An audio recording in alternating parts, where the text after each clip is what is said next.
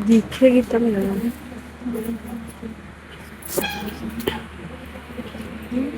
Good morning everyone.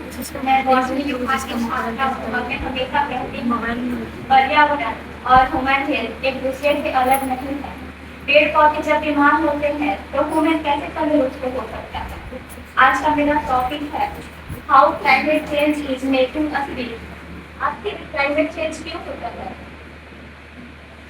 तो इसका main कारण है ह्यूमन एक्टिविटीज। जब हम पेड़ काट देते हैं, जब हम कोल और पेट्रोल को जलाते हैं, जब इंडस्ट्री और व्हीकल से पॉल्यूशन बढ़ता है, तो एटमॉस्फेयर में ग्रीन हाउस गैसेज जैसे हानिकारक गैस पृथ्वी को एक कवर की तरह ढक लेते हैं और इससे हीट ट्रैप होता है, जिसका रिजल्ट होता है कि टेम्परेचर इंक्रीज होता है। टेम्परेचर इंक्रीज होता है, डिजास्टर आते हैं और सबसे बड़ा इसका इम्पैक्ट होता है ह्यूमन हेल्थ में आता है। साइंस से ये कैसे रिलेटेड है? तो साइंस से हम क्लाइमेट चेंज के कारणों को आइडेंटिफाई कर लेते हैं। कौन सी गैस हार्मफुल है, पॉल्यूशन कहाँ से आ रहा है और इसे कंट्रोल कैसे कर सकते हैं। साइंस ने हमें सोलर और विंड एनर्जी जैसे सस्टेनेबल सॉल्यूशन दिया है। डाइजेस्टर का अर्ली वार्निंग सिस्टम भी दिया है, जैसे कि आप खुद देखते होंगे तेज आंधी या बारिश के थोड़ा देर पहले ही हमारे फोन पे मैसेज आ जाता है। मेडिकल साइंस ने हमें वैक्सीनेशन और डायग्नोसिस ट्रीटमेंट से लाखों लोगों की जान बचाई है।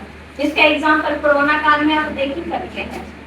और कई सारे मीट हैं, जैसे किसी को स्मॉल पॉक्स होता है तो माता आई है बोलकर उनका पूजा किया जाता है, लेकिन ये करना गलत है। वो एक डिजीज है, उसका ट्रीटमेंट करके उसको ठीक करना चाहिए।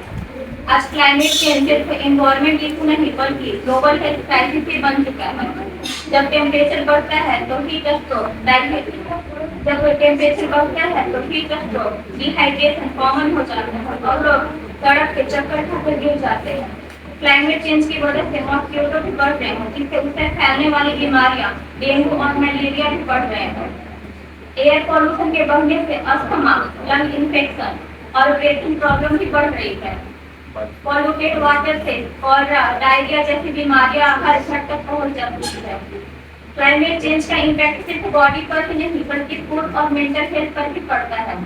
टेम्परेचर के बढ़ने से बॉडी का ब्रीडिंग में चेंज हो रहा है, जिससे इफेक्ट ये हो रहा है कि उसका प्रॉपर ग्रोथ साइकिल डिस्टर्ब हो रहा है।